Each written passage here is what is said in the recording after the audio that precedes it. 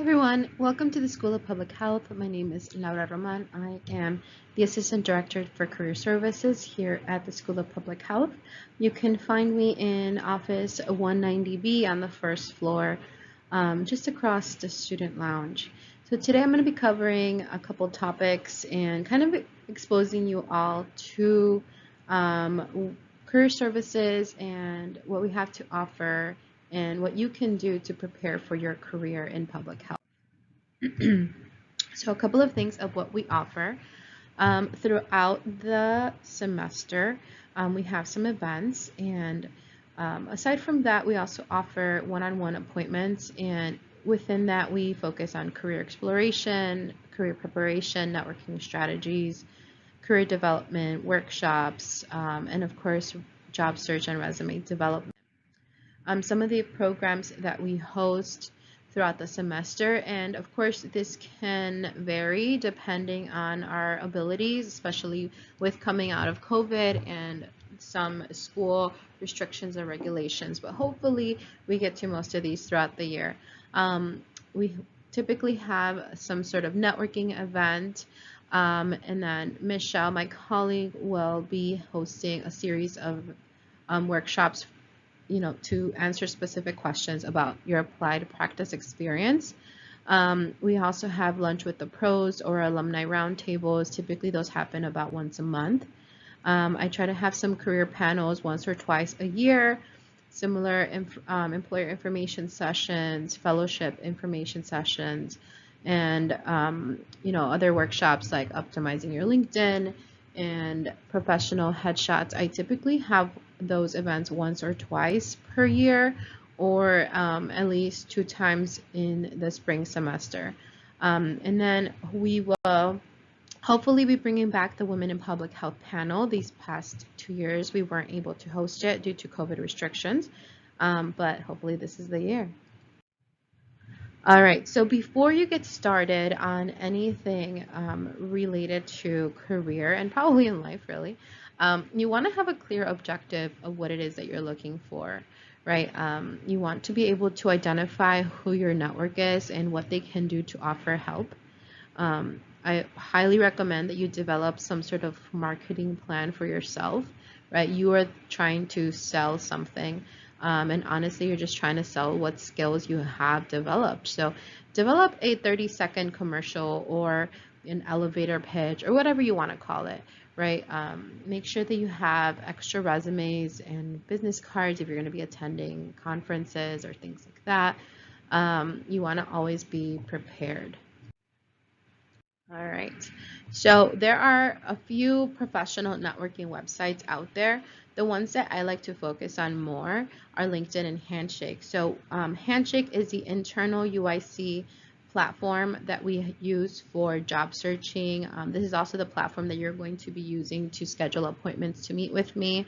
I will be promoting events on there. If you're looking for jobs, internships, networking opportunities, you will find them all on Handshake. Once you start getting, ready for the outside world, I highly recommend that you use both Handshake and LinkedIn. I always say you don't want to put all of your eggs in one basket, right? Similarly to LinkedIn, Handshake is a job search platform, and here you can see a quick preview. There's different positions that are going to be promoted through Handshake, and they're usually all from around the United States. So when you first log in, it's going to ask you a series of questions of what sort of positions you're interested in, and even where you want to be living, or what kind of opportunities are you looking for. So whether you're looking for internships or full-time positions, or maybe you're just looking to network, you can identify those interests of yours on your Handshake profile. And then the dashboard, every time you log in, it's going to populate some of these interest sections. So like, for example, here, based on job roles you're interested in or things that you've already bookmarked, here's one popular in your major.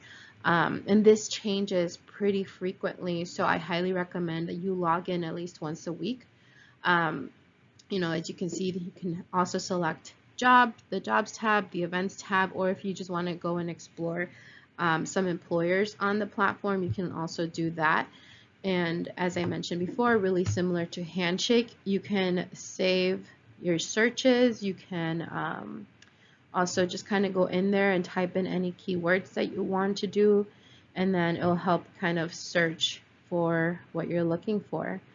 And one of the things I highly recommend that you do before you start applying is make sure that you develop your profile. So similar to Handshake and well, actually Handshake and LinkedIn are pretty similar. So this checklist here applies to both platforms. You want to make sure that you have, a picture of yourself, and it doesn't have to be a professional headshot if you don't want it to be, or if you want to wait till our free event.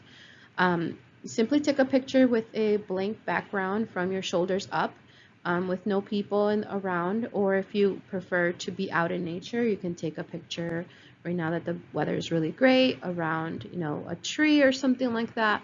But something kind of plain and simple is usually best. Okay. Other things that I highly recommend that you focus on updating is your education section. Any sort of skills that you have, or any accomplishments you've had in most recently. On Handshake and Profile, you can go as far back as your senior year of high school. Let's say you were really into volunteering. I would say you can go back as far back as then. Whereas in a resume, we really want to focus more on the more recent relevant skills. But for your Handshake and your LinkedIn profile, feel free to add as much information as you can. If you're going to be on LinkedIn, I recommend that you personalize your URL. So if you haven't created one yet, LinkedIn auto-populates URL and it gives you a ton of numbers. So the reason for that is, and here you can see the arrow. This is where you update it. And the reason for that is I want you to shorten it because, I'm sorry, there's going to be a new slide. I recommend that you include your LinkedIn URL in the signature of your email. If you have a resume already developed, I recommend that you also include it on the resume header so that other employers and people can also find your profile. Okay. For both Handshake and LinkedIn, I recommend that you create a headline. So here are a few examples, right?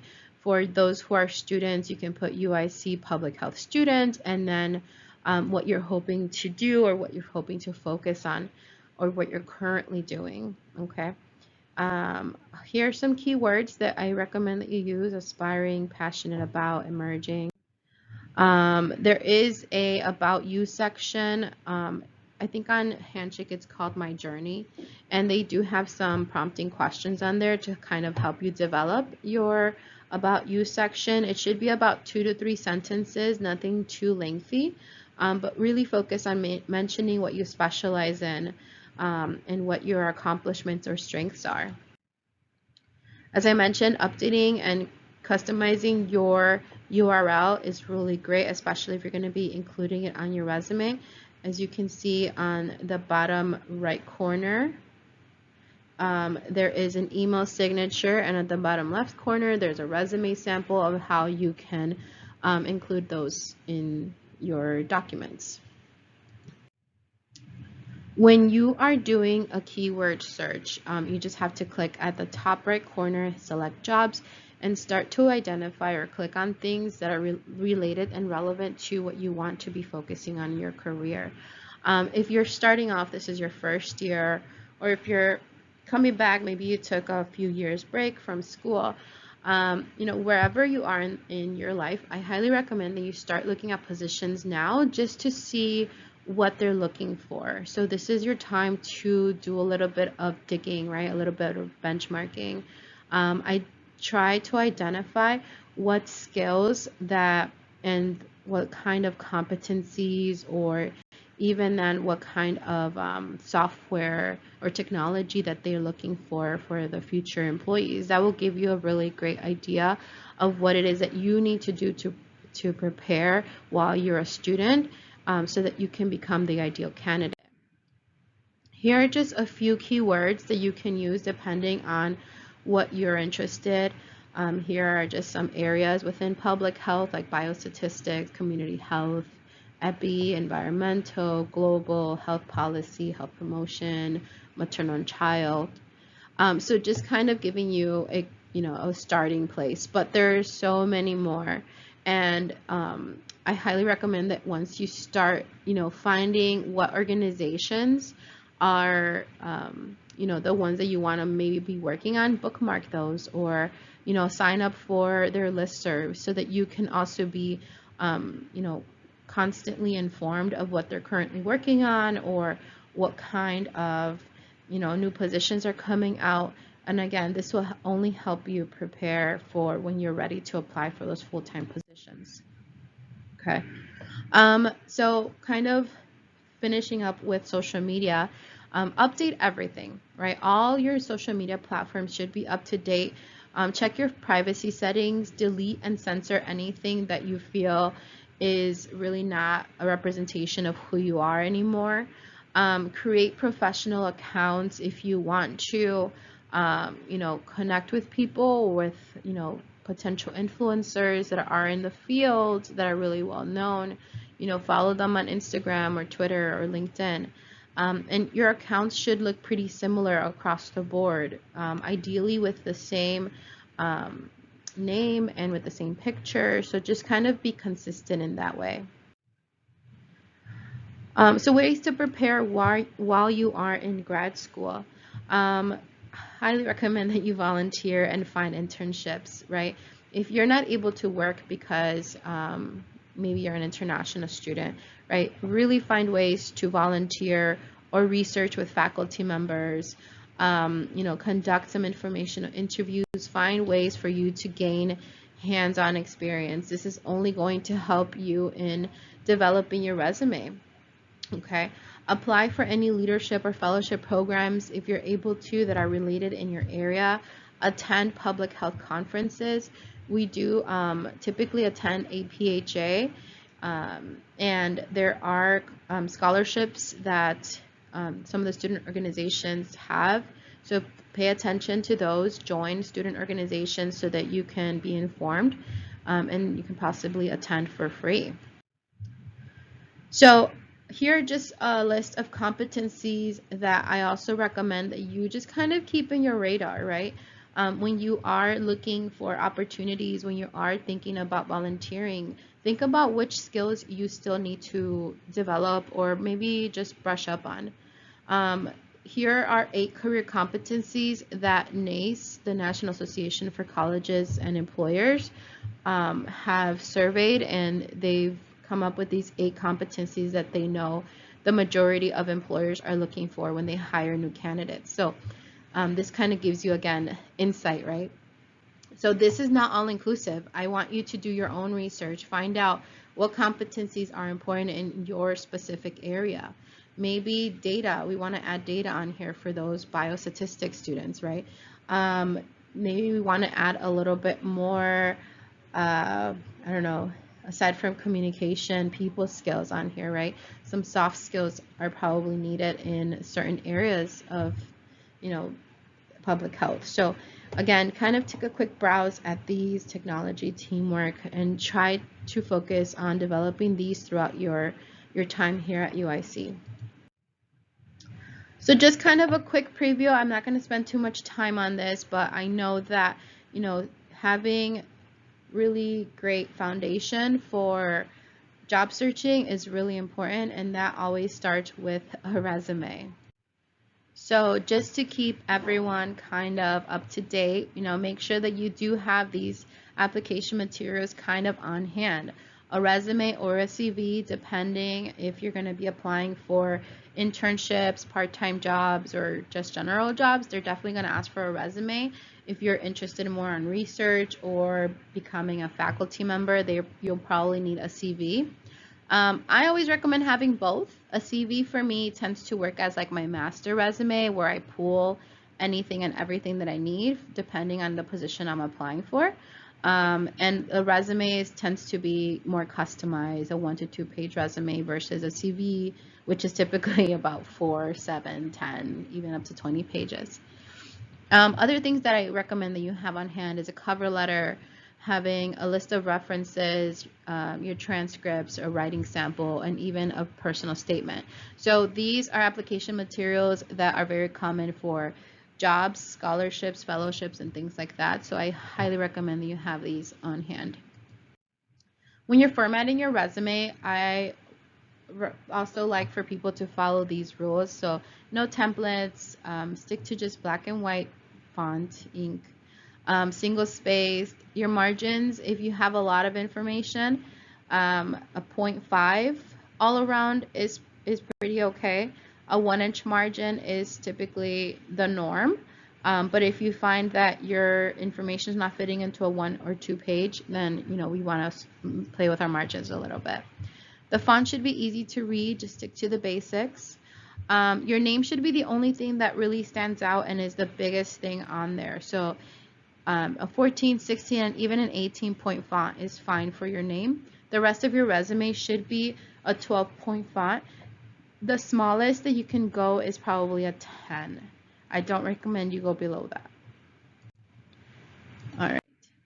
So for your header, there's different examples here. One is on the top one is more to the left, and then the centered one, depending on the information that you want to include. I typically don't have people include their address anymore. If you want to include where you're located, city and state and zip code is fine. Have your information such as your phone number, email, and LinkedIn URL. Those are usually the preferred ones for a header. Your education section is very important. As you're a current student, you want to make sure that that's probably going to be the first thing on there. It's going to justify why there's some gaps. It's going to probably justify if you don't have a lot of work experience. Your education should be the first thing. Later on in your career, maybe 3-5 years down the line after you graduate, you can move your education section more towards the bottom, since your relevant experience is going to be more valuable to the employers. So here is the example of how the education section should be formatted. As you can see, the degree is the first thing on there. Most employers are going to be looking for someone with a public health degree, so we want to show them that right away. On the second line, we're going to have the institution, so UIC here. And then on the same line as your degree, you're going to have the date that you anticipate to graduate. I like for people to format the month and year, like so. And then if you want to include your GPA, just on that bottom line after that one. If your GPA is highly competitive, anything like 3.7, 3.8 is fine. Anything below that, I don't usually recommend for people to have it on there if they don't need to. Okay. And if you follow this format, it's really important that you stay consistent and follow that same format for your bachelor's degree. For your experience section, after your education, some people have the skills section, some people have relevant courses section, other people just include relevant experience. So similar format, right? We want to start with our position title. On that same line to the far right, we have the dates of when we started, the month and year, and the dates of when we ended a position. Following that line, we have the company name and then city and state of where that was located. And then 3 to 5 bullet points, okay? 3 to 5 bullet points for any relevant experience.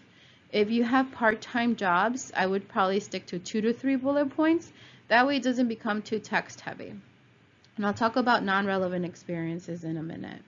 But for those relevant experiences, notice this last bullet point. That's really what we want to include, the how, the what, and the why. So I will go into detail of that breakdown when we meet one-on-one. I just don't have the time for it during this session.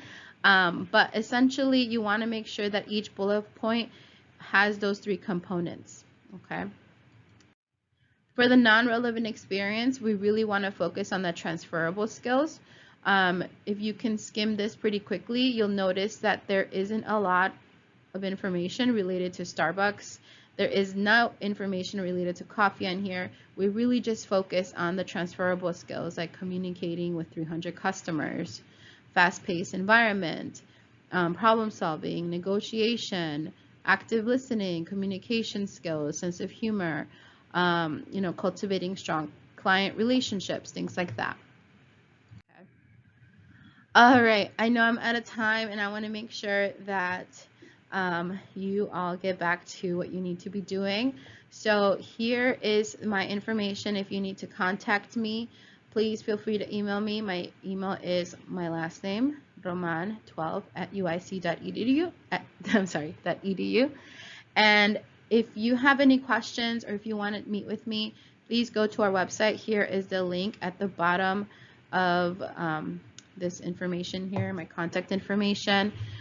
You can also just select the academics tab at the School of Public Health UIC, and then you should be able to see the career services. And I have everything hyperlinked, so if you have some questions about resumes, select the career tools tab. If you would like to schedule an appointment, you're able to schedule an appointment directly through our website, and there's some guides on there as well of how to do that exactly. So thank you everyone for listening. Again, my name is Laura Roman. I am located in 190B of the first floor at the School of Public Health. All right, and well, welcome.